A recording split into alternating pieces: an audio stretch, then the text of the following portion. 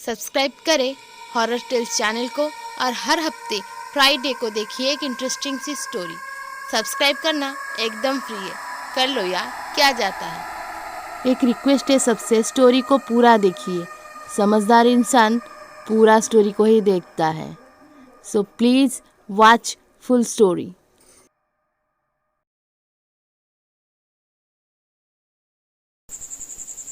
श्वेता और राहुल दोनों दोस्त थे। वो क्लास के बाद हमेशा लाइब्रेरी में मिलते थे। उन दोनों का वीकेंड में प्लान बना।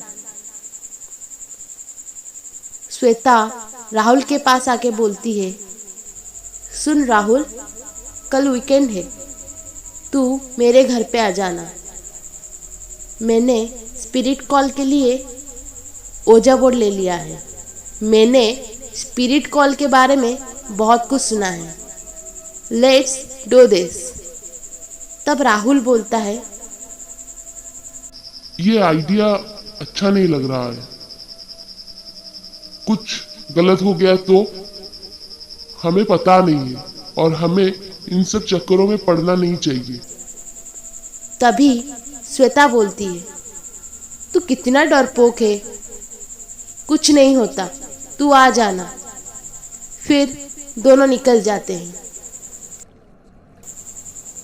शाम को राहुल श्वेता के घर आता है और दोनों मिलके मूवी एंजॉय करते हैं।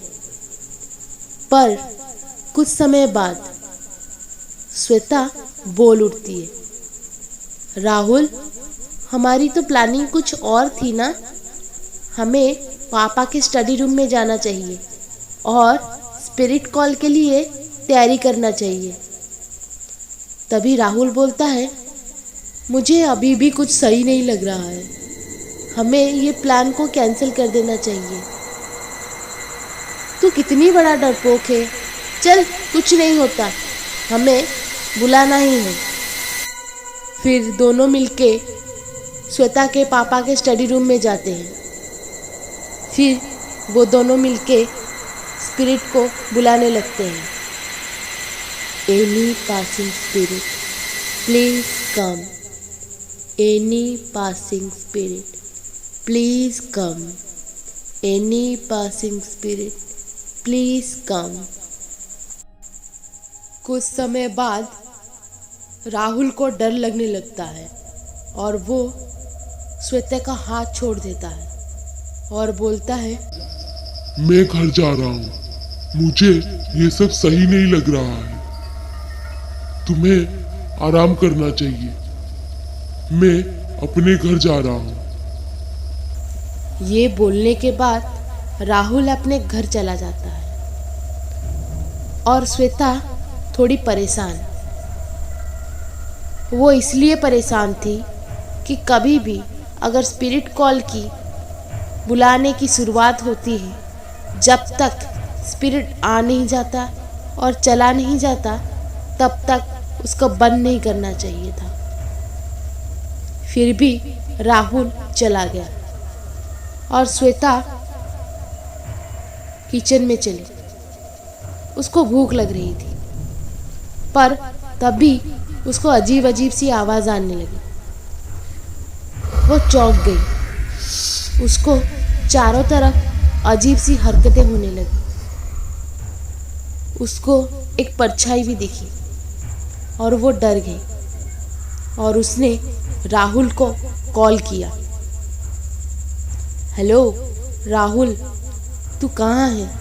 तू मेरे घर पे आ जा, मम्मी पापा भी नहीं है, तू मेरे पास रुक जा, मुझे कुछ सही नहीं लग रहा है। श्वेता के घर से राहुल का घर नज़दीक ही था। उसने अपनी गाड़ी निकाली और श्वेता के पास आके पहुंच गया। वो दोनों बात ही कर रहे थे। अचानक से अजीब अजीब आवाज़ आने लगी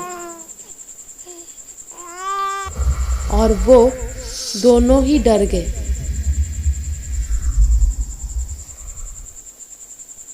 एक ऐसी आवाज़ें आने लगी जो दोनों को ही महसूस हुआ और वो दोनों बोलने लगे, ये आवाज़ तो जानी पहचानी है।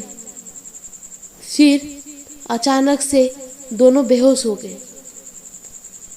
जब कुछ देर बाद उनकी आंखें खुली तो वो एक जंगल में थे, नदी किनारे। वो अचंभे में पड़ गए कि हम दोनों यहाँ कैसे आए। फिर श्वेता बोली, ये अल्लाह, हमारे साथ ये सब क्या हो रहा है। फिर राहुल बोल उठता है, ये तो वही जगह है। फिर कुछ देर बाद दूर से आवाज़ आने लगती है और दोनों देखते हैं सामने कोई है। तभी सामने एक औरत खड़ी हुई थी और वो अचानक से बोल उठी, क्यों तुम दोनों मुझे पहचान नहीं पा रहे हो? इतने जल्दी भूल गए?